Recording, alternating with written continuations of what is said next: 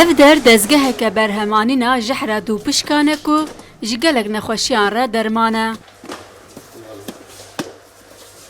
Li parêzgeha Rihayê ya Bakurê Kurdistanê nêzîka 2 salin dezgeheke berhemanîna jehra dû pişkan hatiye avakirin û nêzîka 20,000 dû pişk tên bixwedîkirin.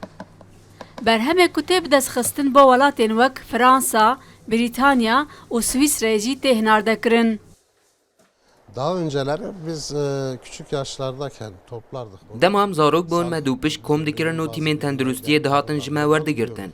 Ev her di bîra min de bû. Dema me zanî ku ev jehr li bazarên cîhanê bû derman tê bikaranîn, me bi fermî dest bi vî karî kir.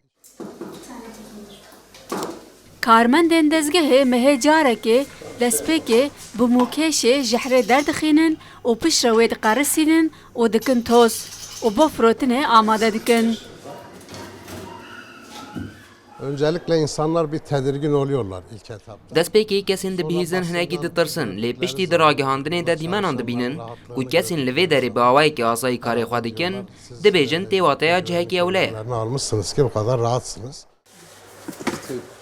Jehra dû pişkan li hemû cîhanê di sektorên kozmetîk, antîbiyotîk, nexweşiya penceşêra xwîn û mêjî û her wiha wek dermanê jinabirina êşê jî tê bikaranîn. Li bazarê grameke wê bi $10,000 û lîtreyeke wê jî bi $10 milyon tê firotin.